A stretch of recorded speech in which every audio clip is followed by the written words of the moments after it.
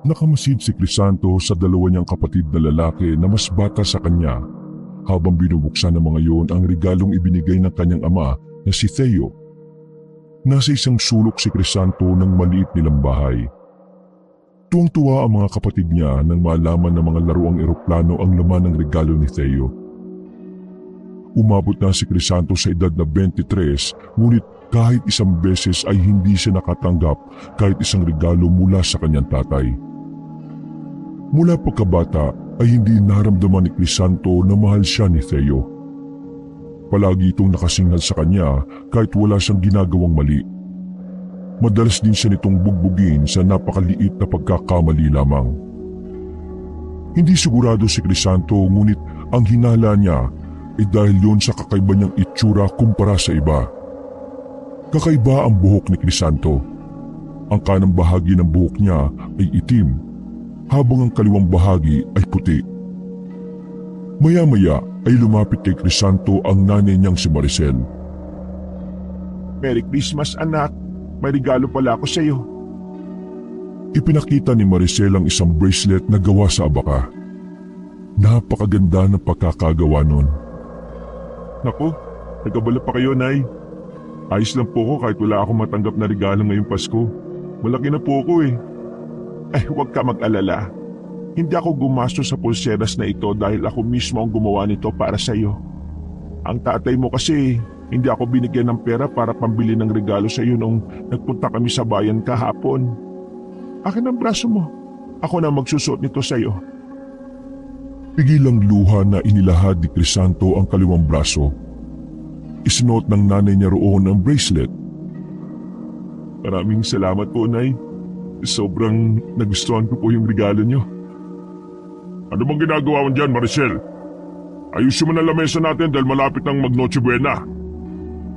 Ay, sandali lang, anak ha. Sige po, tutulungan ko na po kayo, Nay. Magkasamang inayos ni na Crisanto at Maricel ang mga pagkain nila para sa Noche Buena. Manaka-naka, sinusulyapan ni Crisanto ang tatay niya habang nakikipaglaro sa dalawa niyang kapatid. Alam niya na masama ang mainggit, ngunit hindi niya maiwasang maramdaman yon. Nung nasa edad siya ng mga kapatid niya, ay hindi niya naranasan ang makipaglaro sa tatay niya. Ganun pa man, sa kabila ng hindi magandang pagtrato ni Theo sa kanya, ay mahal na mahal pa rin niya ito. Dahil kahit baliktarin niya ang mundo, mananatili itong tatay niya habang buhay. Kinabukasan ng umaga, pinuntahan ni Crisanto ang kaibigan niyang si Alvin. Pormadong-pormado ito at may suot pang shades. Oh, saan ang lakad mo? At bis na bis ka. Pasko ngayon, di ba? Mamamasko tayo, Crisanto. Kaya magbihis ka na para makarami tayo ng bahay na mapupuntahan. Matanda na tayo para mamasko, Alvin. Nagpapatawa ka ba? Eh, sabi ng tatay ko, okay lang naman eh. Saka, tingnan mo sapatos ko, umiilaw. Regalo ni tatay sa akin yan. Astig, di ba? Mas lalong nakaramdam ng inggit si Crisanto. Alam niya kasi kung gaano kamahal si Alvin ang tatay nito. Ikaw na lang ang mamasko. Matanda na ako para sa ganyan. Kung hindi ka sasama sa akin, hindi na rin ako tutuloy. Eh teka, may natira ba kayong pagkain kagabi? Pakain naman oh. May spaghetti tsaka tinapay pa.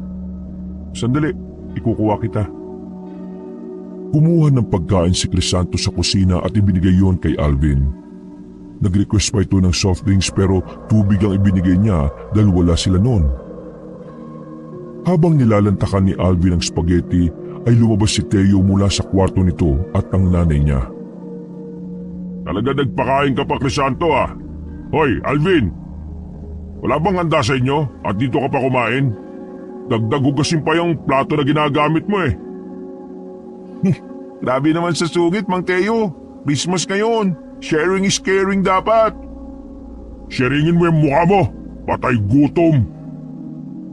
Suminya si Crisanto kay Alvin. Sinabi niya rito na huwag na itong sumagot sa tatay niya at baka mas lalo yung magalit. Lumabas ng bahay si Theo kaya sila na lang ni Alvin ang naroon sa sala. Sa January na pala ang balik natin sa pabrika, no? Mahaba pala yung bakasyon natin. Kaya nga eh. Nakuha mo ba yung 13-month pay mo? Oo. Ibinigay ko lahat kay nanay. Bumili siya ng bago naming TV dahil nasira yung luma gawa ni tatay. Umuwing lasing. Biglang sinuntok ng TV. Pasalamat ka at hindi ikaw ang sinuntok. Ay teka, may iba ako. Alam mo ba na namatay na pala yung dalagang anak ni Aling Tasha kagabi? Ha? Si Dayan? Ang akala ko ba nawawala yun? Bigla na lang daw bumalik nung isang araw eh. Tapos hinangina. Nagkasakit tapos biglang namatay. Sayang, liligawan ko pa naman sana si Dayan eh. Kasi feeling ko may gusto sa akin yun eh. Kaso nalaman ba nila kung saan nagpunta si Dayan? Ilang araw siyang nawala, di ba? Walang nakakaalam eh. Pero narinig ko na magpapatawag ng albularyo si Aling Tasha. Bakit natawag pa ng albularyo? Hindi ba patay na si Dayan? Ipapabuhay ba nila sa albularyo si Dayan? Grabe imagination mo bro. Hindi bubuhayin si Dayan. Mahinala kasi sila Aling Tasha na gabunan ang kumuha kay Dayan. Yung mga halimaw na nangunguha ng mga tao para patayin at kainin. Tapos pinapalitan nila ng katawan ng puno ng saging. Yun ang pinapabalik nila sa pamilya ng taong kinukuha nila. Paano naman babalik ang puno ng saging? Puno nga lang yun. Ipinaliwanag ni Alvin na ang magiging tingin ng mga tao sa puno ng saging ay ang taong kinuha ng mga gabunan. Ngunit ang totoo ay hawak ng gabunan ang totoong tao. Magpapanggap, magkakasakit at mamamatay. Kagaya raw yun ang nangyari kay Dayan. Ayon kay Alvin, nakakatakot ang itsura ng isang gabunan. Kulay itim ang balat at puti ang buhok. Kaya raw nitong umatake kahit umaga. Walang pakpak ang gabunan ngunit kaya ng mga yon na makalipad at kumilos na mabilis. Binilisan ni Alvin ang pagtapos sa pagkain. Inaya siya nito na magpunta sa bahay nila Aling Tasha dahil sa araw na yon pupunta ang albularyo. Nais ni Alvin na makita nila ang pagbabagong anyo ng katawan ni Dayan. Magiging puno raw yon ng saging. Na-curious si Crisanto kung totoo ba ang sinasabi ni Alvin kaya pumayag siyang magpunta sila sa bahay ni Aling Tasha. Matapos kumain ni Alvin ay nagtungo na sila sa bahay ni Aling Tasha. Malayo pa lang ay dinig na ni Crisanto ang pagpalahaw ni Aling Tasha. May mga tao sa labas ng bahay na kagaya nila ay makikiusyoso lamang. Sumilip sina Crisanto at Alvin sa pinto at nakita nila ang isang puno ng saging na nasa sahig. Naroon ang albularyo. Iyak ng iyak si Aling Tasha. Sayang, hindi natin naabutan yung pagbalik ng katawan ni Dayan sa puno ng saging. Ang dami mo kasing kinakain eh. Narinig nila na sinabi ng albularyo na malamang sa oras na yon ay patay na ang totoong Dayan na hawak ng gabunan na kumuha rito.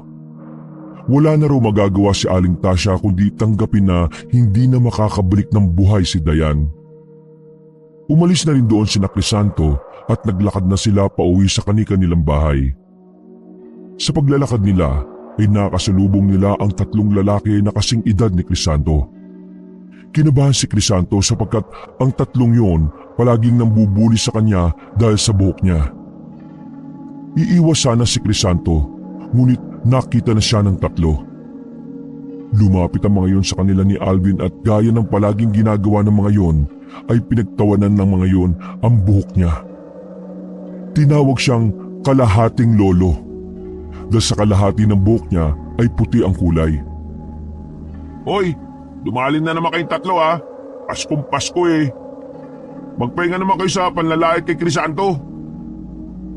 Biglang itinulak ni Alvin ang pinakamalaki sa tatlo. Sorry, nagbibiro lang naman ako eh. Dahan-dahan lang kasi bago ang sapatos ko, baka matapakan nyo. Tinawanan at nilait muli ng tatlo si Crisanto. Hindi niya pinansin ang mga sinasabi ng mga yon at nagpatuloy lang sila ni Alvin sa paglalakad hanggang sa tuluyan na silang makalayong tatlo. Grabe talaga sa iyo yung tatlong yun, no? Mga mukha namang kurimaw. Bakit ba kasi hindi mo sutukin ng tig-tatlo yung tatlong yun eh? Hindi mas lalo silang matutuwa kapag nilabanan ko sila. Iyon ang gusto nila kaya hindi ko binibigay. Isa pa, sanay na ako sa kanila. Itong buko lang naman ang nakikita nilang kapintasan sa akin eh. Pero bakit kaya ganyan ang buhok mo, no? Kakaiba. Hindi ko rin alam eh. Kahit ang nanay ko, hindi alam ang dahilan. Pero ang astig nga ng buhok mo ha, kakaiba. Angat ka sa lahat. Minsan nga, naiisip kong gayahin yung buhok mo, Crisanto eh. Pero ibang kulay. Siguro dilaw sa kanan tapos asul sa kabila. E di, nagmukha kang parot. Natawa si Alvin sa sinabi niya. Naghiwalay na sila nang makarating na si Alvin sa bahay nito. Habang mag-isang naglalakad si Crisanto at hindi pa rin mawala sa isip niya ang tungkol sa gabunan. Hindi niya alam kung bakit labis na napukaw ng gabunan ang atensyon niya. Na-curious siya kung totoo nga ba na meron ganoong klase ng mga nilalang na nabubuhay sa mundo kasama ng mga tao. Pagdating ni Crisanto sa bahay, ay naabutan niyang nagbabanlaw na si Maricel ng mga nilaban nitong damit sa gilid ng kanilang bahay. Naroon kasi ang poso nila. Tutulungan ko na po kayo, Nay. Paskong Pasko pero naglalaba kayo.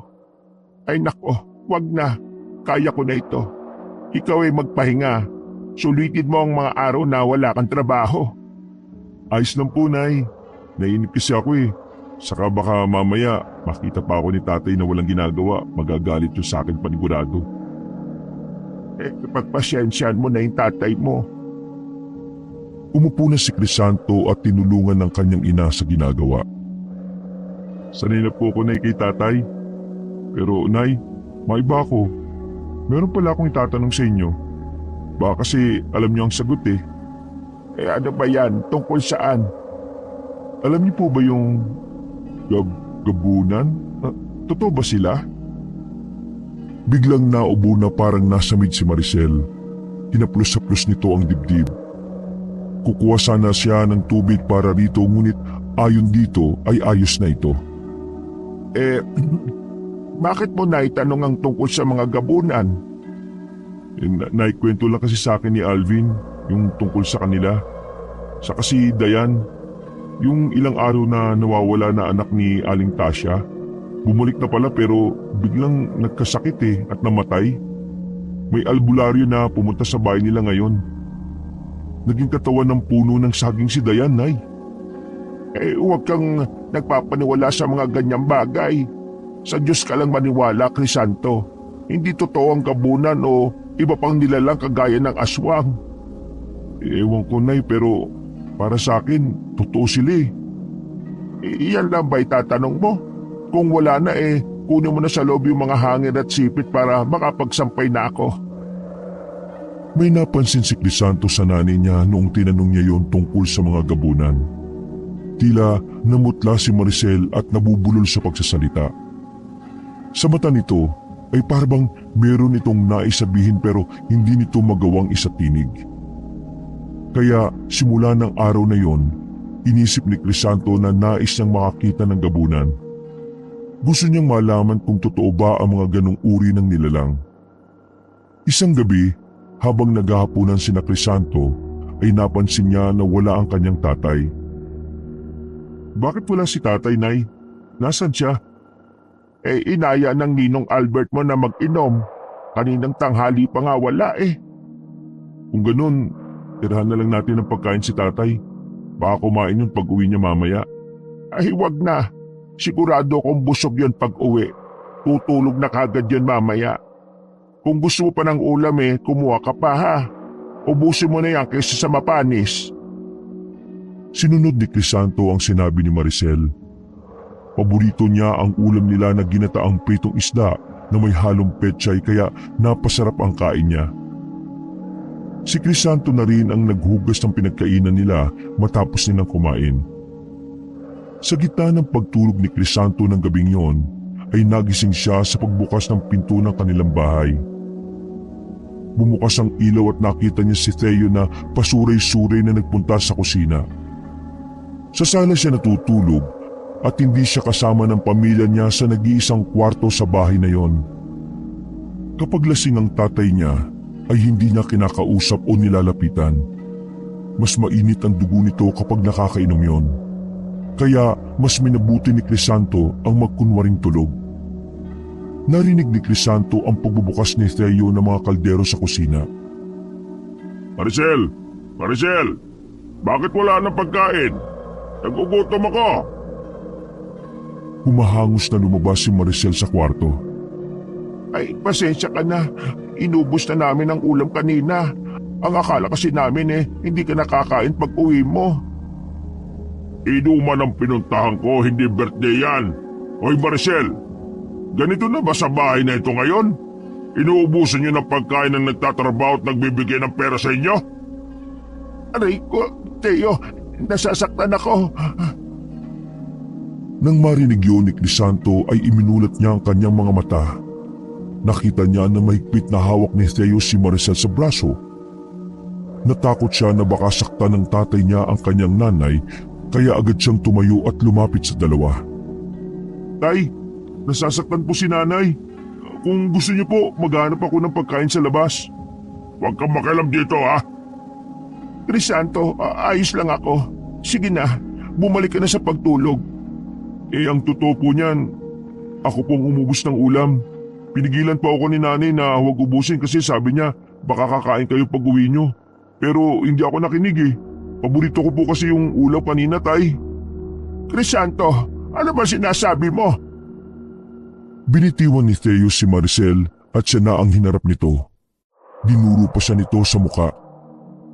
Ay, hindi porke nagtatrabaho ka, may karapatan ka nang ubusan ako ng pagkain, Crisanto. Ano ba, Theo? Napakababaw na bagay. Bibili ako ng pagkain sa labas, tumahimik ka na. Abat, talagang pinagtatanggol mo pa itong anak mo, no? Sa bagay, kanino pa ba ito magmamana kundi sa tatay nitong malamang busabos din ang tatay mo, Crisanto? Tumahimik ka na. Pero ikaw pong tatay ko, di ba? Ako? Tatay mo? Ha! Tingnan mo nga yung itsura mo sa salamin at sabihin mo kung magkamukha tayo. Saka yung buhok mo, kanino ba naman na yan? Malamang sa lahi ng totoo mong tatay. Naluluhang napatingin si Crisanto kay Maricel. Nay, ano pong sinasabi ni tatay? Huwag ka makinig sa kanya. Lasing ang tatay mo at hindi niya alam ang Ikaw ang tumigil, Maricel. Matagal na ako nagtitis dito sa anak mo sa ibang lalaki. Ginastusan ko pa ito kasi mahal kita. Pero sa tuwing nakikita ko ito, naaalala ko na isang gabi ay may isang lalaking pinagsamantalahan ka at nagbunga pa ang ginawang yun ng lalaking yun sa'yo. Sabi ko naman kasi na ipalaglag mo na itong si Crisanto dati. Pero anong ginawa mo? Itinuloy mo pa rin. Itong Crisanto na to ang nagdadala ng kamalasan sa buhay natin. Natigalgal si Crisanto sa mga sinabi ni Theo. Lumuluhang tumingin siya kay Maricel na umiiyak na rin ng sandaling yon. Nay, ano ba yung sinabi ni tatay? Dalawang magkasunod na tango ang naging sagot ni Maricel. Pakiramdam ni Crisanto ay pinagbagsakan siya ng langit at lupa. Parang bombang sumabog sa harapan niya ang katotohanan. Doon niya napagtanto na kaya pala hindi niya naramdaman na mahal siya ni Theo ay dahil hindi yun ang totoo niyang tatay. O ngayon, alam mo na ang totoo. Lumayas ka na rito, Crisanto. Hindi ko na kayang makita pa yung pagmumukha mo. Pero, tay, huwag mo akong matawag-tawag na tatay dahil hindi mo ako ama. Rapist ang tatay mo. Parang awa mo na, Theo. Huwag mong palisin ang anak ko. Matagal ako nagtiis. Hindi mo alam ang sakit na nararamdaman ko sa tuwing nakikita ko yung anak mo. Lumayas ka na, Crisanto. Bilisan mo bago pa magdilim ang paringin ko. Sa takot ni Crisanto na baka saktan siya ni Theo, ay tumakbo siya palabas ng bahay. Wala siyang dala na kahit na ano. Patuloy ang pag-agos sa mga luha niya. Napakabigat ng dibdib niya. Sobrang bilis ng mga pangyayari at dinala si Crisanto ng mga paa niya sa bahay ni na Alvin. Ito at ang tatay nito lamang ang nakatira doon. Ang nanay kasi ni Alvin ay nasa ibang bansa. Ang panganay nitong kapatid ay nagtatrabaho sa syudad. Nagtaka si Alvin at ang tatay nito kung bakit siya nandoon ng ganong oras at pugto pa ang mga mata niya. Ikinuwento niya sa dalawa ang nangyari at ayon sa tatay ni Alvin ay walang problema kung pansamantala ay doon muna tumuloy si Crisanto. Labis na nagpapasalamat si Crisanto sapagkat hindi niya talaga alam kung saan siya matutulog matapos siyang palayasin ni Theo. Sa kwarto ni Alvin natulog si Crisanto. Magkatabi sila ng kaibigan niya sa papag. Habang umihilik si Alvin sa tabi niya, ay gising na gising ang diwa niya. Pilit niyang pinoproseso ang nangyari. Binalikan ng utak niya ang mga tagpo kung saan pinagmamalupitan siya ni Theo. May dahilan naman pala kung bakit ganoon ang pakikitungo nun sa kanya. Naawa si Crisanto sa sarili niya, ngunit higit sa kanyang ina. Wala siyang kaalam-alam na nakaranas ng isang hindi magandang pangyayari ang nanay niya sa buhay nito. Kahit papaano, nagpapasalamat siya na minahal pa rin siya ng kanyang ina, kahit siya ang bunga ng pambababoy dito. Napakalaking bagay para sa kanya na binuhay pa rin siya nito sa kabila ng lahat. Pagsapit ng umaga, paglabas ni Crisanto ng kwarto ni Alvin ay nakita niya si Maricel na kausap ang tatay ni Alvin sa sala. Nasasabik na sinugod nila ng mahigpit na yakap ang isa't isa. Paano niyo po nalaman na nandito ko? Saan ka ba pupunta? Si Alvin lang naman ang kaibigan mo. Susundin niyo po ba ako, Nay? Nagbago na po bang isip ni tatay? Pasensya ka na anak. Pero ayaw na talaga ng tatay mo na nandun ka sa bahay namin. Kung ganun, hindi na po ako talaga makakabalik sa atin kahit kailan. Ayon kay Maricel, sa panahon na yun ay mukhang hindi pa. Ngunit wag daw siyang mag-alala dahil patuloy na kakausapin ni Maricel si Theo hanggang sa pumayag ito na bumalik si Crisanto. Kinausap na rin ng nanay ni Crisanto ang tatay ni Alvin. Pumayag ito na doon muna si Crisanto. Wala naman daw problema dahil kilala na nito si Crisanto. Nais sana ni Maricel ay magbabayad ito kina Alvin sa paninirahan doon ni Crisanto, ngunit tumanggi ang tatay ni Alvin. Kaya napakalaki ng naging pasasalamat ni Crisanto at Maricel kina Alvin at sa tatay nito. Nang araw na yon, dinala na ni Maricel ang mga gamit ni Crisanto sa bahay ni Alvin. Masakit man na hindi na niya kasama sa bahay ang kanyang ina, ay kailangan niyang magtiis upang makaiwas sa gulo. Kung si Crisanto ang masusunod, mas gusto niya na sa bahay nila manirahan. Kahit para sa nanay na lang niya, pero dahil sa ayaw ni Theo na nandun siya, ay alam niya na hindi tama na magkasama sila sa iisang bubong. Nagdasal na lamang siya na maliwanagan ng isip ni Theo at payagan na siya nitong bumalik sa bahay nila. Nagpatuloy si Crisanto sa buhay niya. Kahit paano ay naiibsa ng lungkot niya dahil inaaliw siya ni Alvin at ng tatay nito. Pakiramdam nga niya ay anak na rin ang turing sa kanya ng tatay ni Alvin.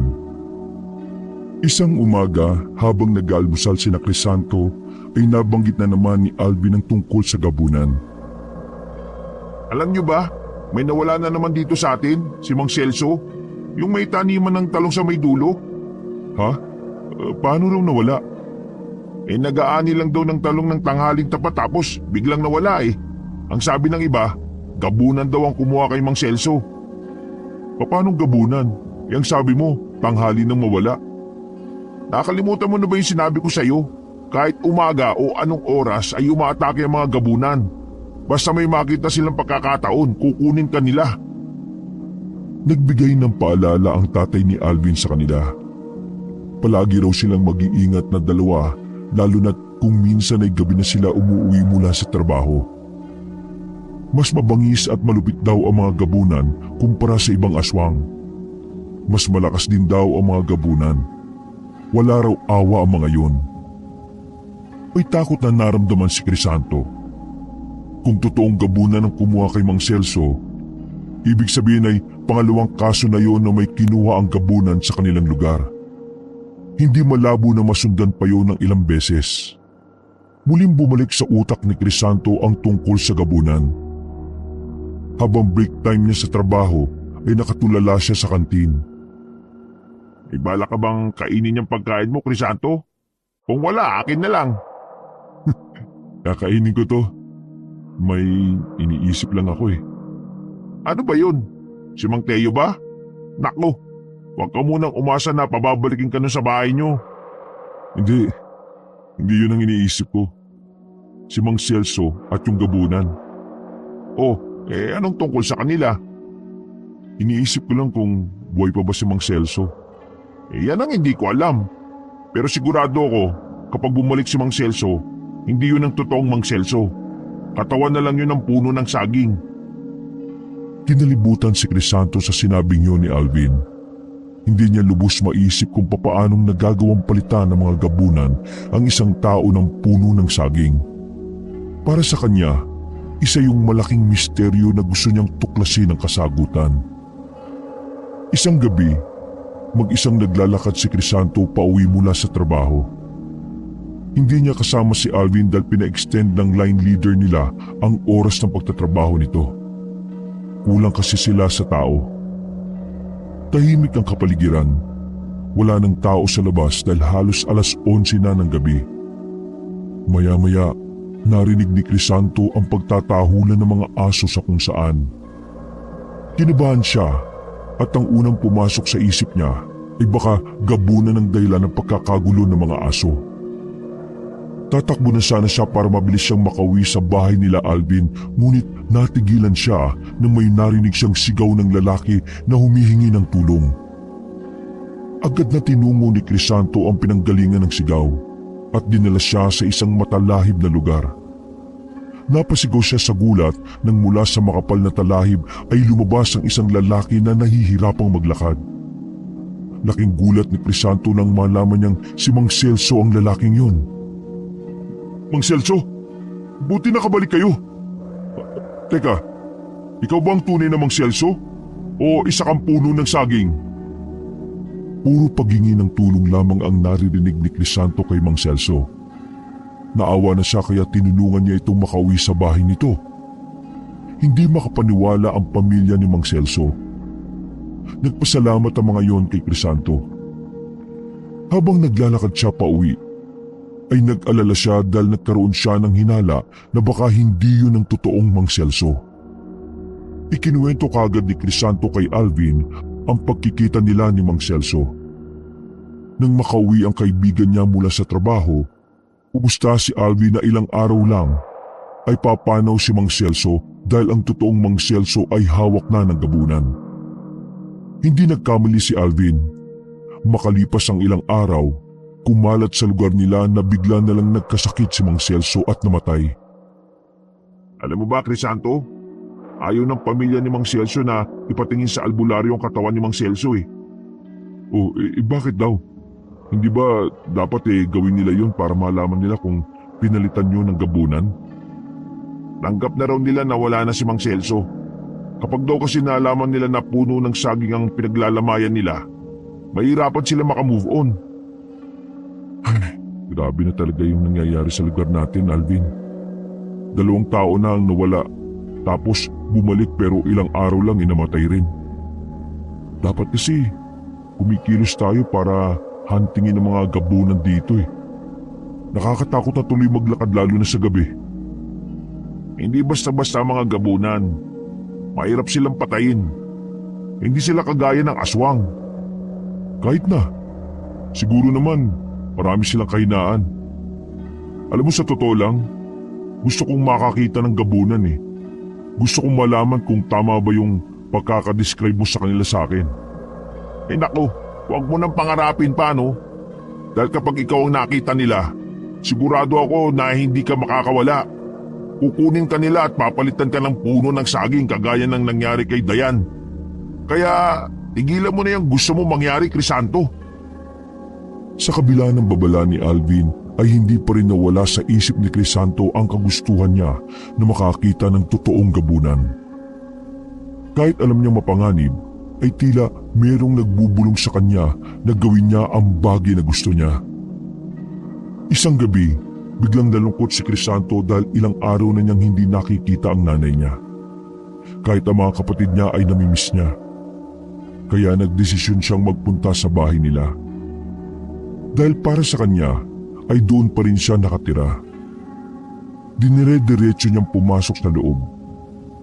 Nagulat siya nang makarinig siya ng malakas na pagsigaw ni Theo mula sa kusina nang makita siya. Hoy, anong ginagawa mo dito? Hindi ba pinalayas na kita? Huwag po kayong mag-alala. Binisita ko lang naman po si nanay at ang mga kapatid ko. Hindi po ako babalik dito, tay. Sinabi nang huwag mo akong tatawagin na tatay eh. Dumating si Maricel na may dalang isang bayong. Sa tingin ni Crisanto ay galing ito sa palengke. Sabik na niyakap ni Crisanto ang kanyang ina. Tay, miss na miss ko na po kayo. Gusto ko na pong umuwi dito sa atin eh. Kahit ako, gusto ko na dito ka na ulit anak. Pero ang tatay mo kasi, ayaw pa niya na bumalik ka. Maricel, palisin mo na yung anak mo ha. Kung ayaw mo na ako magpalis dyan. Sige na, Crisanto, umalis ka na. Pasensya ka na kung hindi kita nadadalaw kina Alvin. Hindi kasi ako pinapayagan ng tatay mo eh. Nay, umalis na lang tayo dito. Sumama na kayo sa akin, lalayo tayo. Talagang ayaw niyong makinig sa akin ha? Sa pagkakataon na yun ay lumapit na si Theo sa kanila. Pinaghiwalay nito sina Crisanto at Maricel. Malakas na sinuntok ni Theo si Crisanto sa muka. Ipinagtulakan pa niya ito hanggang sa matumba siya sa labas ng bahay. Malakas na isinarado ni Theo ang pinto. Hindi napigilan ni Crisanto ang makaramdam ng awa sa kanyang sarili. Maraan siyang tumayo habang umiiyak. Naglakad na siya papunta sa bahay ni na Alvin. Sa paglalakad ni Crisanto, nakasalubong niya ang tatlong lalaki na palaging nambubuli sa kanya. Tatalikod sana siya pero tinawag siya ng mga yon. Nagkunwari si Crisanto na hindi narinig ang mga yon at itinuloy niya ang pagtalikod at paglalakad. Alam niya na pagtitripan na naman siya ng tatlo kaya kailangan niyang umiwas ng mabilis. Ngunit naabutan siya ng tatlo at pinalibutan siya. Kung ano-anong masasakit na salita ang ibinato ng tatlo kay Crisanto. Maging ang pagiging anak niya ng rapist ay nalaman din ng mga yon. Hindi niya alam kung paano nalaman yun ng tatlo. Tahimik lang si Crisanto. Inisip niya na kung hindi niya papansinin ng mga yon ay mapapagod ang mga ito at lulubayan na siya. Pero laking gulat niya nang bigla siyang itinulak ng pinakamalaki sa tatlo. Hindi pa yun nakontento at sinuntok pa siya sa muka. Tinawanan si Crisanto ng tatlo at naglakad na ang mga yon palayo.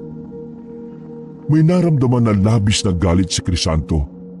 Hindi niya alam pero pakiramdam niya ay naging isa siyang mabangis na hayop. Hinabol niya ang tatlo at pinuntiryan niya ang sumuntok sa kanya. Mataas na tumalon si Crisanto. Bumagsak siya sa likod ng lalaking nasa gitna. Sumigaw siya ng malakas at sinakmal ang balikat ng lalaki. Naramdaman niya ang pagbaon ng mga ngipin niya sa balat ng lalaki. Sa takot ng dalawa nitong kasama ay tumakbo ang mga yung palayo. Habang umiiyak sa paghingi ng tulong ang lalaki ay biglang natauhan si Crisanto. Pinakawalan niya ang lalaki. Hindi ko sinasadya. Pasensya na. Nataranta si Crisanto nang sabihin ng lalaki na magsusumbong ito kay kapitan. Tumakbo siya habang hindi alam kung saan tutungo. Hindi niya namalayan na narating na niya ang dulong bahagi ng kanilang lugar. Huminto siya at sumagap ng hangin. Habol ni Crisanto ang paghinga. Napagtanto niya na nasa magubat na bahagi na siya ng lugar nila. Doon madalas manguha ng panggatong na kahoy ang mga tao. Tahimik ang gubat. Kahit papaano ay nakikita niya ang kapaligiran dahil sa bilog at maliwanag na buwan. Bakit ba ako tumatakbo? Hindi ako dapat matakot kahit na magsumbong sila kay kapitan. Sila ang dapat na matakot dahil sila ang unang nanakit. Biglang may narinig si Crisanto ng mga yabag mula sa kanyang likuran. Nang lumingon siya, ay nakita niya si Alvin na papalapit sa kanya. Alvin, anong ginagawa mo rito? Nakita kasi kitang tumakbo matapos mong kagatin yung nambubuli sa iyo eh. Bakit ka ba dito tumakbo? Grabe, nakakapagod.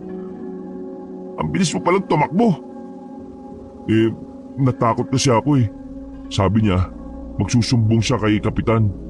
Huli na nang malaman ko na sila ang dapat matakot kasi sila ang naunang manakit sa akin eh. O tara na, umuwi na tayo. Nakakapagod. Bago pa sila humakbang ay may narinig silang kaluskos mula sa kung saan.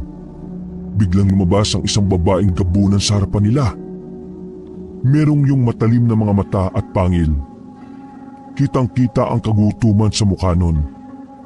Ang balat nun ay maitim at ang kanyang mga mata ay kumikislap sa dilim.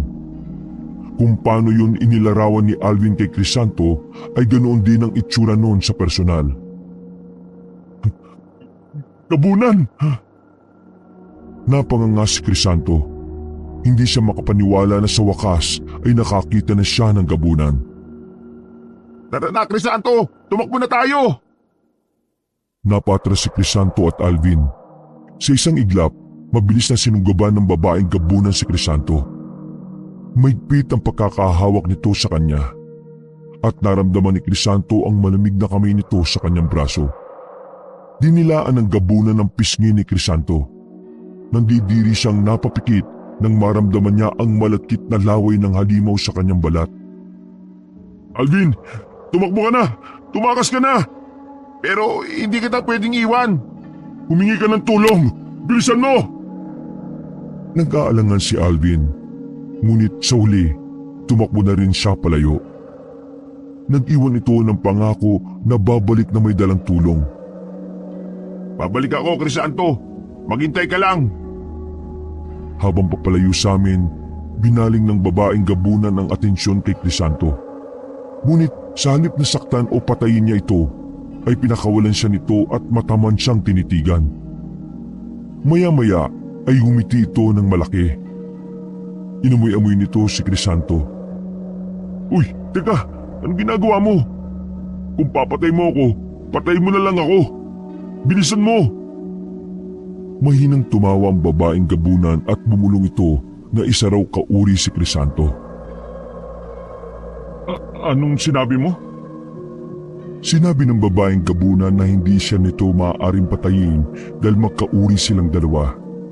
Hindi raw ito pumapatay ng kauri nito. Ngunit ayon dito ay nagtataka ito dahil may naamoy itong tao kay Crisanto.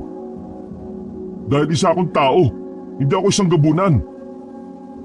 Ayon sa babaeng gabunan ay hindi nagkakamali ang pang-amoy nito. Sigurado raw ito na isa siyang gabunan. Maaari raw na kalahati lamang ang pagiging gabunan ni Crisanto. Tinanong pa siya nito kung sino sa tatay at nanay niya ang gabunan. Natigilan at nanlamig si Crisanto. Isang realisasyon ang pumasok sa isip niya. Nagkaroon siya ng isang hinala na tanging ang nanay lamang niya ang makakasagot. Sa isang kisap mata ay nawala sa paningin ni Crisanto ang babaeng gabunan. Bumalik ka rito! May mga itatanong pa ako sa iyo! Paulit-ulit na sumisigaw si Crisanto ngunit hindi na bumalik pa ang babaeng gabunan. Nakatulala si Crisanto habang naglalakad. Sinalubong siya ni Alvin kasama si Kapitan at dalawang tanod. Ikaw ba talaga si Crisanto? Baka ikaw yung ipinalit ng gabunan ha? Baka isa kang puno ng saging. Ako to. Nakatakas ako dun sa gabunan. Totoo ba yan?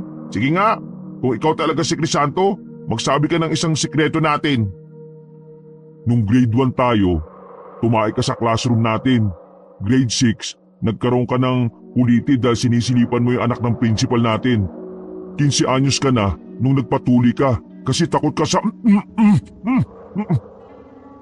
Mabilis na tinakpan ni Alvin ang bibig ni Crisanto gamit ang isa nitong kamay. Tama na! Napasobra ka naman ng pagsasabi ng sikreto natin.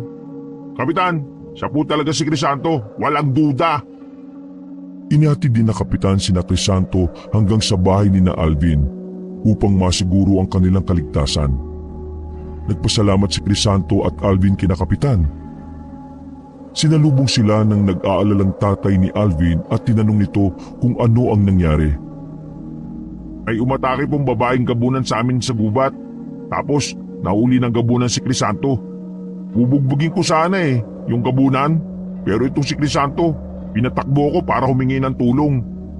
Buti na lang nakatakas si Crisanto. Teka, paano ka pala nakatakas sa gabunan, Crisanto? Nanlaban ako sa kanya. Nang makawala ko, saka ako tumakbo. Ganun ba? Pero kung hindi mo ako pinatakas, lalaban din ako Sus. Sige na, matutulog na ako. Naantok na ako. Bukas na lang tayo mag-usap. Nauna nang pumasok si Crisanto sa kwarto ni Alvin. Tulala pa rin siya nang mahiga siya. Maya-maya ay tumabi na si Alvin sa kanya at makalipas ang ilang minuto ay humihilik na ito. Hindi magawang makatulog ni Crisanto ng gabing yon. Tumatakbo pa rin sa isip niya ang sinabi ng babaeng gabunan na kauri siya nito. Pagsapit ng umaga, nagtungo si Crisanto sa bahay nila. Alam niya na sa oras na yon ay wala si Teo dahil nasa trabaho ito. Naabutan niya ang kanyang ina na naglilinis ng kanilang bahay. Agad siya nitong niyakap at naramdaman niya ang pagkasabik nito sa kanya. Kumusta ka na, anak? Nay, may itatanong ako sa inyo Sana katotohanan lang isagot niyo sa akin ha. Ano bang itatanong mo sa akin? Kinakabahan naman ako. Huminga ng malalim si Crisanto bago niya binitiwan ng kanyang katanungan. Isa ka bang gabunan, Nay? Ha? Hindi. Ano bang klaseng tanong yan, anak? Bakit mo na itanong yan sa akin? Kung hindi ka isang gabunan, ang tatay ko, gabunan ba siya? Crisanto, bakit ka ba nagtatanong ng ganyan sa akin? Dahil kagabi, inatake ako ng gabunan. Hindi niya ako pinatay o kinuha dahil ang sabi niya ay kauri niya ako. Totoo ba sinabi niya, Nay? Isa ba akong kalahating tao at kalahating gabunan? Kaya ba ganito ang buhok ko dahil yung puting parte ng aking buhok ay nakuha ko sa isang gabunan? Napansin ni Crisanto ang pamutla ng mukha ni Maricel. Doon niya na siguro na meron itong itinatago sa kanya. Nay, magsabi ka naman ng totoo sa akin Karapatan kong malaman kung sino o ano ba talaga ako. Isang gabunan ng tatay mo. Si Crisanto naman ang natigilan sa pagkakataon na yon. Nagsimula nang magkwento si Maricel. Ayon dito, matapos nitong ikasal kay Teo ay nangyari ang pangahalay ng isang gabunan dito. Nangunguha si Maricel noon ng kahoy na panggatong sa gubat. Isang lalaking gabunan ang biglang nagpakita rito. Sinubukan ni Maricel na tumakas ngunit masyadong mabilis ang lalaking gabunan. Nahalina ang lalaking gabunan kay Maricel at doon na nangyari ang pangahalay. Hinayaan na makatakas ng gabunan si Maricel. Alam ni Teo na nahalay si Maricel ngunit hindi nito ipinaalam na isang gabunan ang gumawa nun. Dahil sa takot nito, nahiwalayan siya ni Teo. Hindi inaasahan ni Maricel na magbubunga ang pangahalay ng gabunan. Doon na nito ipinanganak si Crisanto. Igam sa luha si Crisanto nang matapos ang kwento ni Maricel. Hindi niya akalain na isang gabunan ng kanyang ama. Doon niya napagtanto na kaya kakaiba ang buhok niya sa iba ay dahil namana niya ang puting buhok sa tatay niya na isang gabunan.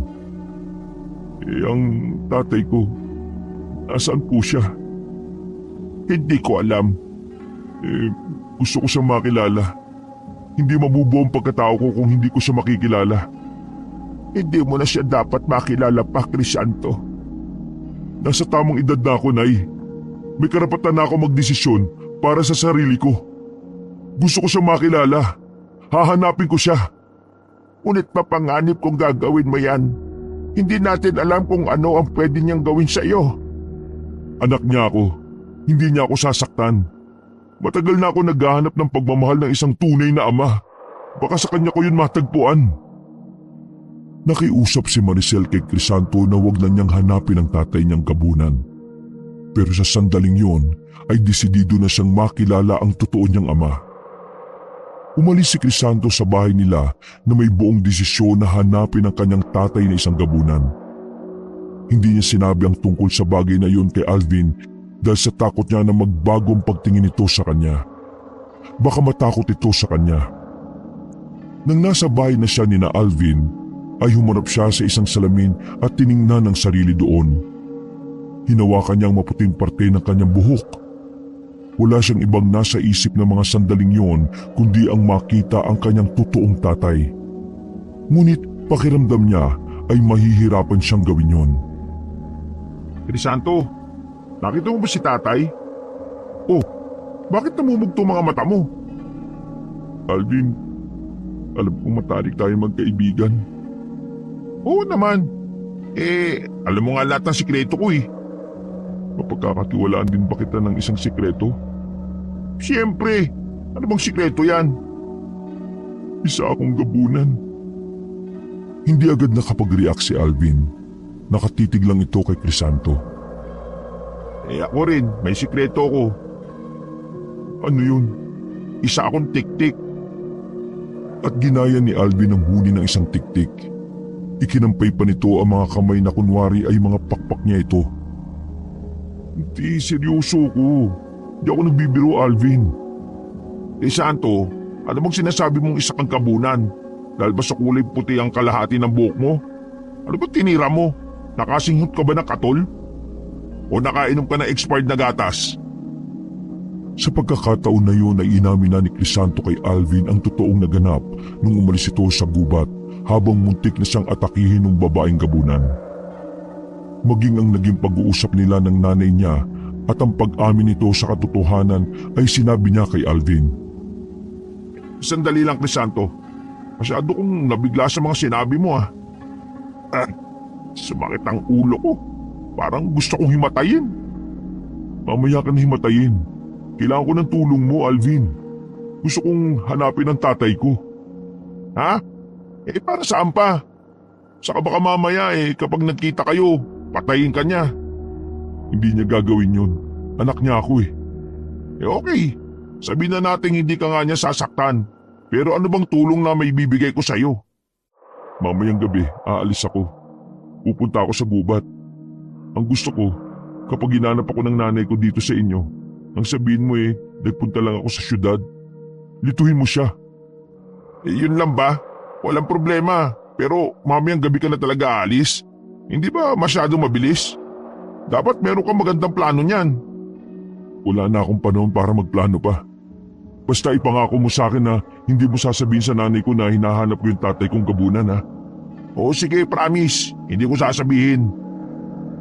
Naniniwala si Crisanto na kailangan niyang makitang muli ang babaeng gabunan upang kahit papaano ay magkaroon siya ng pag-asa na makita ang kanyang totoong tatay. Alam niya rin na maaring sa sandaling yon ay pigilan siya ni Maricel kaya naisipan niyang umalis na sa bahay ni na Alvin.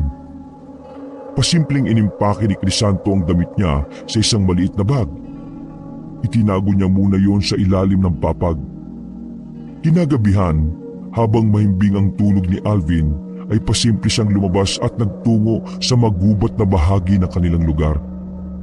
May dala siyang flashlight upang mas maging madali ang paglalakad niya sa madilim na gubat. Nang nasa gitna na siya noon ay sumigaw siya. Babaeng gabunan! Naririnig mo ba ako? Magpakita ka sa akin!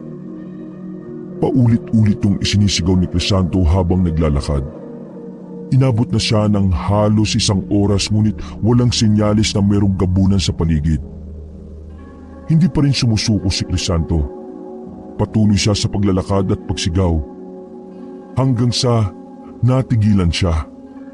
May narinig siyang kaluskos na papalapit sa kanyang kinaroroonan. Pinakiramdaman niya ang paligid. Sa tingin niya ay sa likod niya nanggagaling ang kaluskos. Agad siyang lumingon sa likod at itinutok niya roon ang flashlight. Nagulat siya nang makita niya si Alvin. Itinakip ni Alvin ang isa nitong kamay sa mukha dahil sa pagkasilaw sa liwanag ng flashlight. Malalaki ang hakbang na lumapit si Crisanto sa kaibigan. Alvin, anong ginagawa mo rito?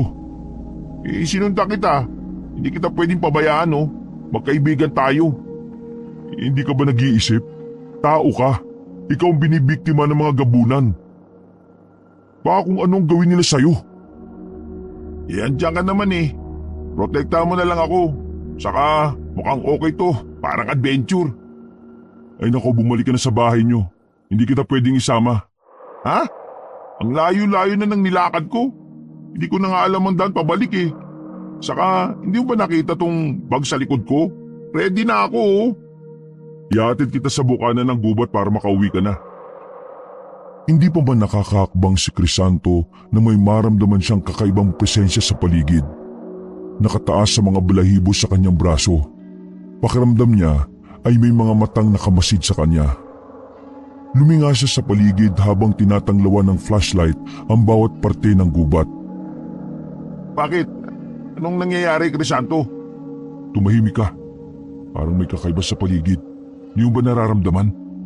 Wala akong ibang nararamdaman kundi naiihi ako. Sandali lang, iihi lang ako ng mabilis. Sasabog na yung pantog ko eh. Pumesto ng pag-ihi si Alvin sa harap ng isang malaking puno.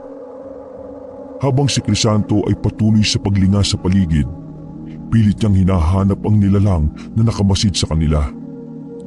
Maya-maya ay nagsalita si Alvin habang umiihi. Crisanto, ano itong pumapatak sa ulo ko mula sa itaas ng puno? Balagkit na parang ewan. Nakatingala si Alvin. Hindi nito makita kung anong nasa itaas ng puno dahil madilim sa bahaging yon. Dahan-dahan na tinanglawan ni Crisanto ang itaas ng puno. Nagulat sila Alvin nang may nakita silang lalaking gabunan na nakaupo sa matabang sanga. Ang malakit na sinasabi ni Alvin ay mula sa laway ng gabunan. Nahintatakotang napatakbo si Alvin papunta kay Crisanto at nagtago ito sa likuran niya. Tumalo ng gabunan sa harapan nila. May takot na naramdaman si Crisanto. Ngunit pilit niya yung pinaglalabanan. Ang babaeng gabunan sana ang nais niyang makaharap pero ibang gabunan ang nakita niya ng gabing yon. Malaki ang katawan ng gabunan na yon.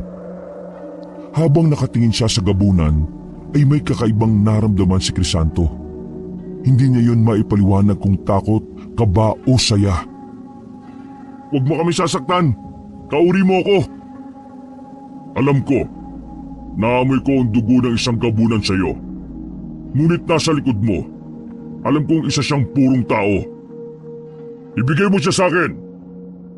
Itinuro ng gabunan si Alvin na nanginginig na sa takot. Sabi ko na nga ba eh, dapat natulog na lang ako sa bahay eh. Hindi mo siya pwedeng kunin. Kaibigan ko siya. Nandito ako dahil hinahanap ko yung tatay ko na isang gabunan. Crisanto? Paano mo nalaman ang pangalan ko? Stalker mo siguro yan, Crisanto. Ako si Adlaw. Ako ang hinahanap mo, Crisanto. Ako ang tunay mong ama. Mula nang ipagbuntis ka ng iyong ina na si Maricel, lihim na kitang pinagmamasdan sa malayo. Nakita ko ang iyong paglaki. Mula sa pagiging sanggol hanggang sa maging isa kang ganap na binata. Sabi ko sa iyo stalker mo eh. Tumahimik ka nga muna, Alvin. Nangilid ang mga luha ni Crisanto. Doon niya napagtanto na kaya meron siyang kakaibang nararamdaman sa gabunan na si Adlaw ay dahil yun ang kanyang ama. Sa kabila ng kahindik-hindik na anyo ni Adlaw ay hindi nagdalawang isip si Crisanto na yakapin ito. Naramdaman niya ang init ng katawan ni Adlaw. Masaya ako na sinabi na sa iyo ni Maricel ang totoo. Ang buong akala ko habang buhay na lang kitang tatanawin sa malayo, Crisanto. Sobrang saya ko, Tay. Nakita na rin kita sa wakas. Patawarin mo ako kung hindi agad ako nagpakita sa iyo. Hindi mo alam kung gaano ko pinigilan ang sarili ko na gumawa ng masama sa tuwing nasasaksihan ko ang pagpapahirap sa iyo ng kinilala mong ama. Ayos lang, Tay. Dahil sa mga naranasan ko naging matatag ako. Ang importante, nandito ka na. Kumalas si Crisanto sa pagkakayakap kay Adlaw upang formal na ipakilala si Alvin.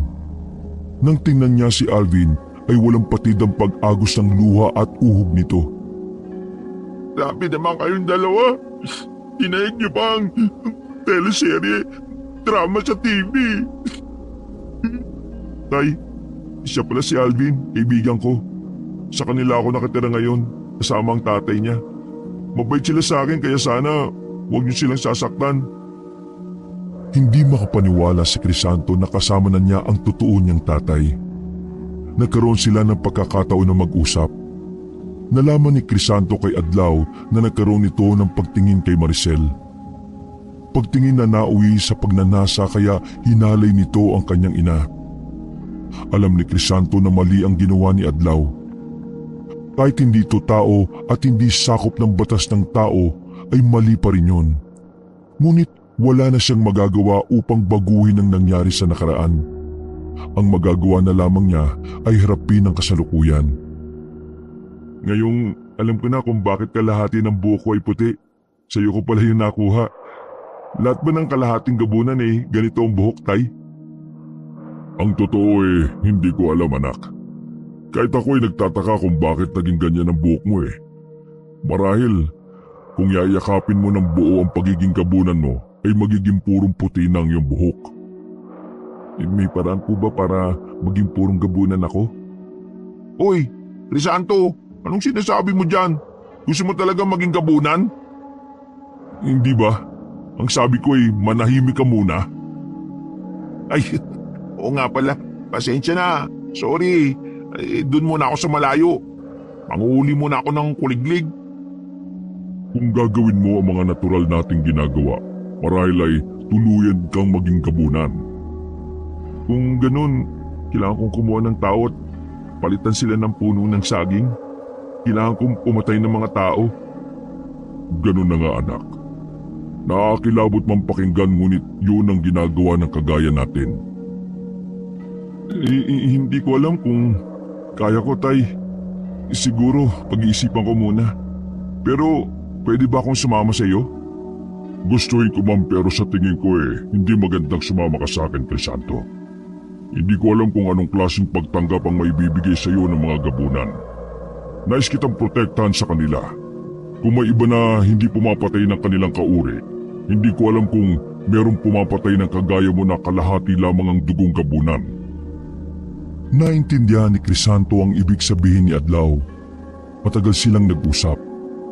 Wala na ang takot sa dibdib ni Crisanto sapagkat alam niya na hindi siya sasaktan ng kanyang totoong ama. Napakasaya ng puso niya sapagkat naging maayos ang kanilang pagkikita. Mukhang kailangan ko nang umalis, Tay. Hindi kita pipigilan. Maaari ka nang bumalik sa iyong bahay sa ngayon. Makikita pa naman tayo ulit, di ba? Puntahan mo lang ako sa lugar na ito kahit anong oras. Tawagin mo ang aking pangalan at darating ako, anak. Mag-iingat ka palagi. Saka may isa pa pala akong request, Tay. Pwede bang huwag na kayong kumuha ng mga tao sa lugar namin? Gaya ng sinabi ko, hindi namin pwedeng pigilan ang natural naming ginagawa. Kailangan din naming mabuhay at isa sa pagkain namin ay ang mga tao. Ang tanging may kakayahan na iutos ang bagay na sinabi mo ay ang pinakamalakas na gabunan. Ang tanging magagawa mo na lang ay protektahan ang mga taong malapit sa iyo, Crisanto. Naunawaan ni Crisanto ang naging sagot ni Adlaw. Muli niyang niyakap si Adlaw bago sila umalis ni Alvin sa gubat na yon. Nangako si Alvin kay Crisanto na hindi nito sasabihin sa kahit na sino ang nangyari sa gubat na yon. Tiwala si Crisanto sa kaibigan niya dahil matagal na niyang itong kasama. Bata pa lamang sila ay magkaibigan na silang dalawa.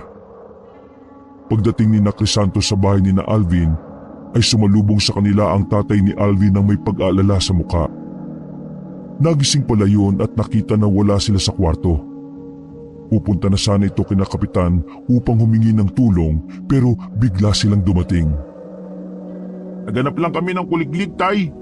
Wala kayong dapat na ipag-alala. Tumingin si Alvin kay Crisanto at kumindat. Napagalitan pa rin sila. Ang tanda na raw nila pero naghahanap pa rin daw sila ng kuliglig. Hindi na raw bagay sa edad nila ang mga pambatang gawain.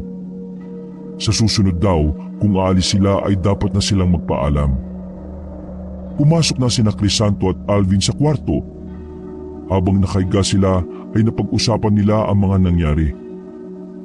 Alam mo, hanggang ngayon, hindi pa rin ako makapaniwala na may dugo kang gabunan. Kaya pala kalahati ng buhok mo puti kasi gabunan ng tatay mo.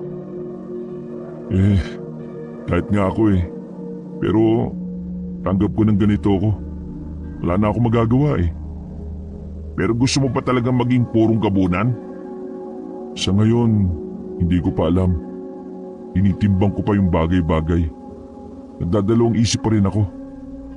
Basta, kapag naging gabunan ka, huwag mo kaming kunin at papatay ng tatay ko ha. Alvin, hindi ko sigurado kung makikilala ko pa kayo kapag naging gabunan na talaga ako. Hindi, biro lang. Siyempre, hindi ko kayo sasaktan Saka sina nanay at ang mga kapatid ko. Si Mang Teo. Natigilan si Crisanto sa tanong na yun ni Alvin. Bigla niyang naisip na kung magiging gabunan siya ay maaari na siyang gumanti sa mga pang-aapi ni Theo. Total, hindi naman niya yung kadugo at hindi niya naramdaman na mahal siya noon ay magiging madali sa dibdib niya ang pagpatay kay Theo. Sinabihan na lang ni Crisanto si Alvin na matulog na sila dahil may pasok pa sila. Madaling araw na at kakaunting oras na lamang ang kanilang may tutulog. Pero ang totoo ay iniwasan na lang ni Crisanto ang huling tanong ng kaibigan niya. Hindi niya sigurado kung ano ang maaari niyang gawin kay Crisanto sa sandaling maging ganap na siyang gabunan. Naging madalas ang pagkikita ni na Crisanto at Adlaw. Sa gabi yung ginagawa ni Crisanto dahil tulog na ang mga tao sa ganoong oras. Marami siyang bagay na nalaman tungkol sa mga gabunan dahil kay Adlaw. Nalaman niya na sadyang malupit sa mga tao ang mga gabunan. Inamin ni Adlaw na maging ito ay hindi na mabilang ang taong pinatay. Ngunit sa kabila ng mga nakakahindik na nalaman ni Crisanto, hindi nun nabawasan ang pagmamahal niya sa tatay niyang gabunan.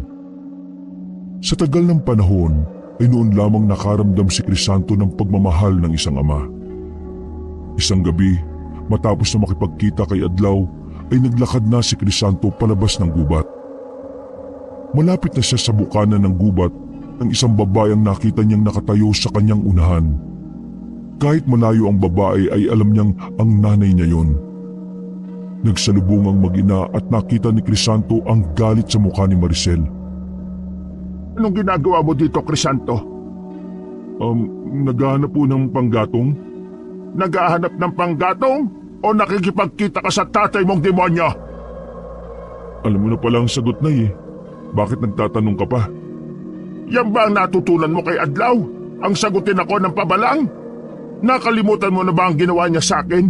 Hinalay niya ako, Crisanto. Hindi ko po nakakalimutan yun, Nay. Naintindihan ko kung bakit ka galit sa kanya. Pero sana, maintindihan mo na sabik ako sa pagmamahal ng isang tatay. Kung minahal lang sana ako ni Theo, hindi ko nahahanapin ang tatay ko. Hindi ka talaga nakikinig sa akin, ano? Ngayon nahanap mo na si Adlaw. Ano na ang susunod mong gagawin? Magiging gabunan ka na rin kagaya niya? Nag-iisipan ko pa po ang bagay na yun, Inay. Naiyak si Maricel sa sagot ni Crisanto. Lumod ito sa harapan niya. Mabilis na itinayo ni Crisanto ang kanyang ina. Anak, ikiusap ako sa iyo. Huwag mong gawin ito sa sarili mo. Hindi maganda ang pamumuhay na meron ng mga gabunan. Papatay ka ng mga inosenteng tao.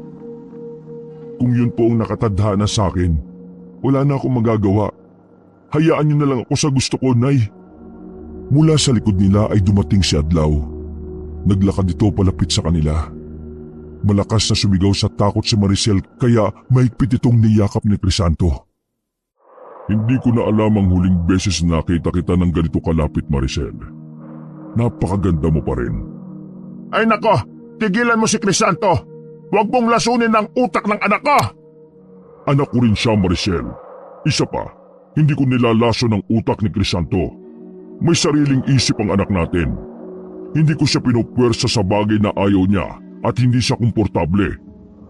Kung mahal mo ang anak natin, hindi mo siya hahayaan na maging kagaya mo.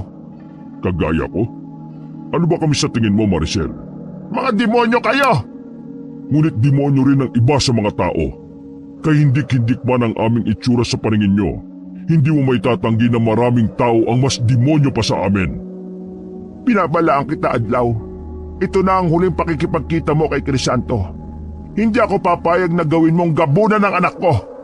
Crisanto, tara na! Umuwi na tayo! Inayaan na lang ni Crisanto na hilahin siya ni Maricel palabas ng gubat. Nang makalis na sila roon ay muling nakiusap ang nanay niya. Hati pa rin ang desisyon ni Crisanto kaya hindi niya masagot si Maricel sa tanong nito kung gusto niya ba talaga na maging isang ganap na gabunan. Isang gabi, masayang nagkukwentuhan sina Crisanto at Alvin. Ang tatay ni Alvin ay nanunood ng telebisyon. Maya-maya dumating si Maricel at tumiling ito na makausap si Crisanto nang silang dalawa lang. Inaya muna ni Alvin ang tatay nito na lumabas upang mabigyan ng pagkakataon na makapag-usap sina Crisanto at Maricel. Kung nandito ka po para pigilan ako makipagkita sa tatay ko, nagsasayang ka lang ng oras, Nay. Hindi yan ang dahilan kung bakit ako nandito, Crisanto, anak. Kailangan ko ang tulong mo. Si Theo, nawawala. Nung isang gabi pa siya hindi umuuwi. Natatakot ako, anak. Bakit sa akin po kayo lumalapit? Hinakapitan kayo pumunta. Dahil may kutob ako na gabunan ng kumuha sa kanya. Baka pwede mong kausapin si Adlaw. Baka meron siyang kinalaman o ang iba niyang kauri. Purki nawawala, gabunan kagad ang sisisihin nyo. Pero sige, sabihin na natin gabunan nga ang dahilan kung bakit siya nawawala. Bakit ko siya tutulungan, Nay? Simula pa lang, hindi na maganda ang pakikitungo niya sa akin. Palagi niya ako minamaltrato. Alam ko naman yon, Crisanto. Alam kong hindi naging mabuti si Theo sa'yo. Pero kailangan natin siyang tulungan. Siya pa rin ang asawa ko. Ama pa rin siya ng mga kapatid mo. Sa ibang tao ko na lang humingi ng tulong, Nay. Pakiusap, anak. Ikaw lang ang makakatulong sa akin. Parang awa mo na. Alisin mo muna ang galit sa puso mo. Hindi ko kayang wala si Theo sa buhay namin ng mga kapatid mo. May luhang naglanda sa magkabilang pisngi ni Maricel. Napabuntong hininga si Crisanto. Nakita niya ang pag-aalala at takot sa mga mata ng kanyang ina. Bagamat galit siya kay Theo, alam niyang kailangan niyang tulungan ng kanyang ina sa pagkakataon na yon. Sige po, susubukan ko kausapin si tatay. Gagawin ko ito para sa'yo at hindi para kay Theo. Pero hindi ko may papangako na maililigtas ko si Theo kung sakaling gabunan nga ang kumuha sa kanya. Maraming salamat, anak. Maraming salamat. Tanging si Alvin lamang ang pinagsabihan ni Crisanto sa naging pag-uusap nila ng kanyang ina. Gusto niyang malaman kung ano ang opinyon ng kaibigan niya tungkol sa bagay na yon. Nako, pabayaan mo na yung Theo na yon. Ang sama kasi ng ugali nun lalo na sa'yo. Sa totoo lang, kung ako masusunod, hindi ko natutulungan si Theo Kaya lang, naawa ako sa nanay ko. Alam kong mahal na mahal niya si Theo. Yun naman pala di tulungan mo na lang siya. Ang ikinatatakot ko, kung gabunan nga ang kumuha kay Theo. Baka wala akong magagawa para iligtas siya. Kilala mo mga gabunan, kapag may kinuha silang tao, wala nang nakakauwi ng buhay. Tama ka dyan. Ang kailangan ni Aling Maricel himala. Alam ni Crisanto na sa oras na yon ay kailangan siya ng kanyang ina. Kaya umuwi muna siya sa bahay nila upang bigyan ito ng suporta. Isang gabi, nagulat silang lahat nang biglang umuwi si Theo. Tulala ito at wala sa sarili. Hindi nakakausap at mukhang nanghihina. Tumawag agad si Maricel ng albularyo. Unang tingin pa lang ng albularyo kay Theo ay nasabi nito na hindi yun ang totoong Theo. Hawak daw ng gabunan ng totoong asawa ni Maricel. Sa sandaling mamatay daw ang Theo na kasama nila, ibig sabihin ay patay na rin ang totoong Theo. Labis na natakot si Maricel. Muli itong nakiusap kay Crisanto na kausapin na niya si Adlaw. Akala ko ba ayaw niyong makipagkita pa ako sa tatay ko? Iba ang sitwasyon natin ngayon, anak. Huwag mo na. Tulungan mo kung maiuwi ng buhay dito ang totoong Theo. Kinagabihan ay kumilos na kagad si Crisanto. Pagsapit ng 12:00 ng hating gabi ay mag-isa siyang nagtungo sa gubat. Naglakad-lakad siya at habang tinatawag ang pangalan ni Adlaw. Maya-maya ay lumitaw na si Adlaw sa harapan mismo ni Crisanto. Mabuti at ikaw mismo ang tumawag sa akin, Crisanto. Ang buong akala ko sinunod mo ang sinabi ng iyong ina. May sarili po akong isip, Tay. Gagawin ko kung anong gusto ko kahit tutol pa ang sarili kong nanay. Mabuti yan. Dapat ay marunong kang magdesisyon para sa iyong sarili. Tay, ang totoo, kaya ako nandito meron akong kailangang itanong sa inyo. Nawawala kasi si Theo tapos bumalik siya. Ang sabi ng albularyo hindi yun ang totoong Theo. Kaya alam namin ni nanay na isang gabunan ang kumuha kay Theo. Nais mo bang itanong sa akin kung ako ang kumuha sa iyong amain? Opo, Tay. O baka ibang gabunan. Baka pwede mo akong tulungan. Hindi ko ito ginagawa para kay Theo pero kundi para sa nanay ko. Hindi agad nagsalita si Adlaw. Nakatitig ito sa mga mata ni Crisanto.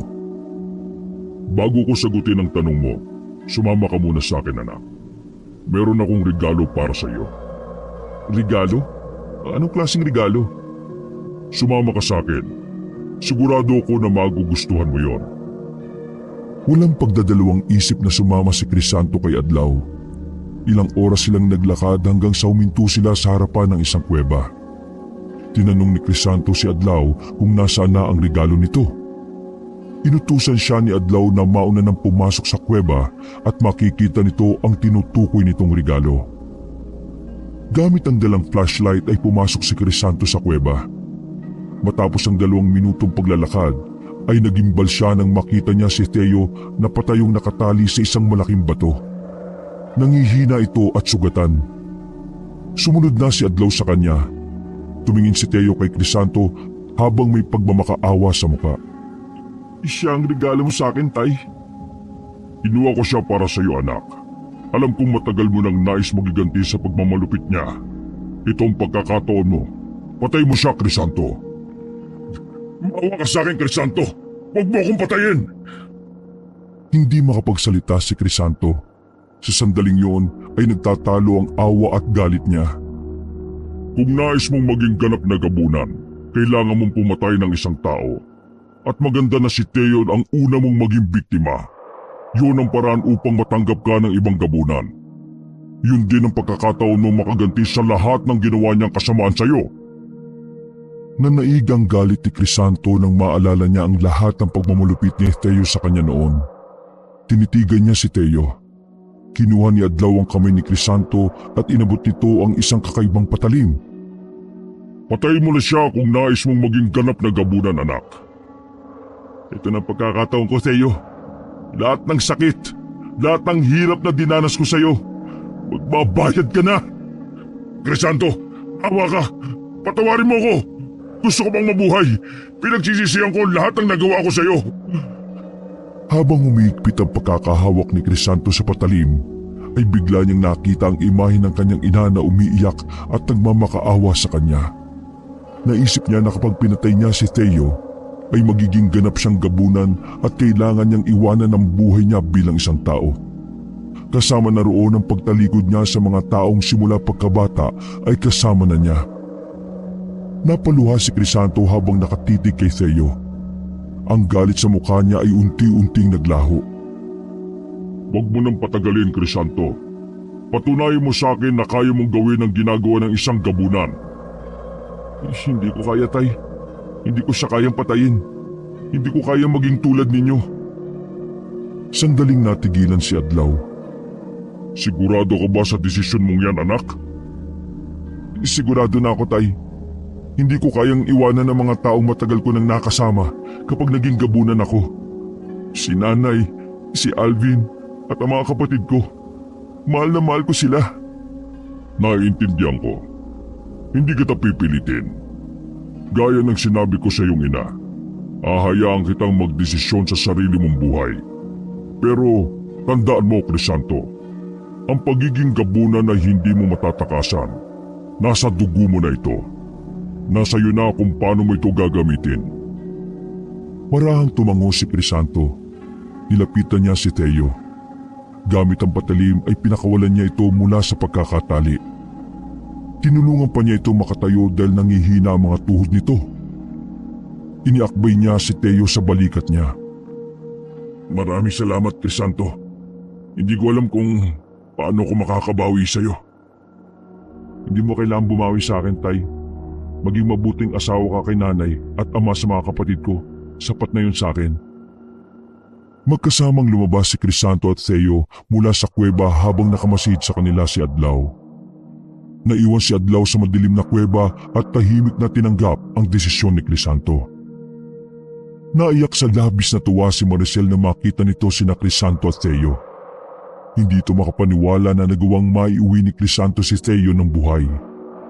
Sa hindi maipaliwanag na pangyayari, biglang naging puno ng saging ang peking Theo na noon ay natutulog sa kwarto. Abot langit ang pasasalamat ni Maricel kay Crisanto. Humihingi ako ng tawad sa iyo, Crisanto. Alam ko, hindi ako naging mabuting ama sa iyo. Masyado kong nagpadala sa galit ko sa humalay sa nanay mo eh. Pati ikaw na walang alam sa nangyari dinamay ko. Napakabuti ng puso mo. May dugo kang gabunan pero dinaig mo pa ako na isang purong tao. Magpasalamat po kayo kay nanay at sa mga kapatid ko. Sila ang iniisip ko, kaya hindi ko kayo pinatay. Isa lang sana ang hinihiling ko sa inyo. Sana manatiling sikreto ang lahat ng nalaman ninyo. Kahit yun na lang ang gawin nyo, pabor na yun sa akin. Bilang pagtanaw ng utang na loob, nangako si Theo kay Crisanto na dadalhin nito ang sikreto ni Crisanto hanggang hukay. Makalipas ang ilang buwan, umalis si Crisanto sa lugar nila upang magtrabaho sa syudad. Doon ay mas pinalad siya sa kanyang trabaho. Nakilala niya rin ang babaeng nagpatibok ng puso niya at nagpakasal sila. Agad na nagbunga ang kanilang pagmamahalan ng isang malusog na anak na lalaki. Pagkalipas ng isang taon ay bumalik si Crisanto sa kanilang lugar kasama ang kanyang asawa at ang kanilang anak na 1 taong gulang. Nakangiti siya habang lumalakad papunta sa bahay nila. Nasa labas si Maricel at naiiyak ito na makita siya at ang asawa at ang anak niya. Sinalubong siya ni Maricel ng isang mahigpit na yakap. Salamat sa Diyos at bumalik ka, anak. Kumusta po kayo, inay? Ayos lang ako, anak. Ikaw, kumusta ka? Ayos lang din po ako. Eto na ba ang apo ko? Diyos ko, napakagwapo. Kinarga ni Maricel ang anak ni Crisanto na si Christian. Napansin niya na hinalugkog ng nanay niya ang buhok ng kanyang anak. Huwag ka mag-alala, Nay. Wala siyang puting buhok kagaya ko. Si Tatay Teo nga pala. Wala siyang puting buhok kagaya ko. Ay teka, si Tatay Teo nga pala. Ayun, nasa trabaho pa. Mamaya pa ang dating niya. Sigurado ko na matutuwa rin niya na nandito ka. Habang nag-uusap sila sa labas ay dumating si Alvin at nakita nito si Crisanto. Nasasabik na tumakbo si Alvin kay Crisanto. Sabik siya nitong niyakap. Hindi ko malaw ah. Maraming ginagawa sa trabaho eh. Oh, kumusta na ang lahat dito sa atin? Ayos naman.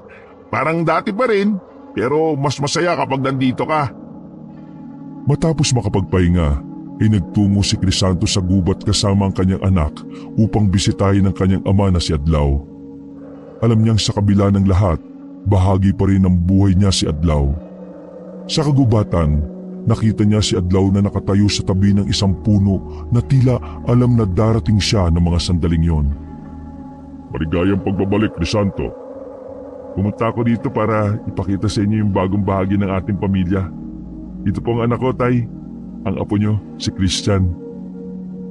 Maingat na kinarga ni Adlaw si Christian na natutulog ng mahimbing. Baka sa mukha ni Adlaw ang labis na kasiyahan. Pakiramdam ko ikaw ang karga ko ngayon na hindi ko nagawa noong sanggol ka pa lang. Maraming salamat at ipinaranas mo ito sa akin, anak. Naiyak si Crisanto nang maramdaman niya ang kasiyahan ng kanyang amang gabunan. Biglang nagising si Christian at tinitigan nito ang mukha ni Adlaw. O kunin mo na siya, Crisanto. Baka matakot ang bata sa akin. inilayo ni Adlaw ang mukha nito sa sanggol. Ngunit imbis na umiyak si Christian ay humagikik ito habang pilit na inaabot ang mukha ni Adlaw. Sa tingin ko hindi siya natatakot sa iyo, Tay. Tingnan mo, gusto ko niya hawakan. Hindi makapaniwala si Adlaw. Unti-unti nitong inilapit ang mukha sa maliit na kamay ni Christian. Hanggang sa paulit-ulit na hinaplos nito ang pisngi ng lolo nito na isang gabunan. Nakangiting pinagmasdan ni Crisanto si Adlaw at Christian. Sa sandaling yon ay wala siyang mahihiling pa sa buhay niya. Masasabi niya na wala siyang pinagsisihan na pinili niya ang mabuhay bilang isang normal na tao dahil dumating sa buhay niya si Christian. At sisiguraduhin niya na malalaman nito pagdating ng tamang panahon ang lahing pinagmulan nito. Wakas,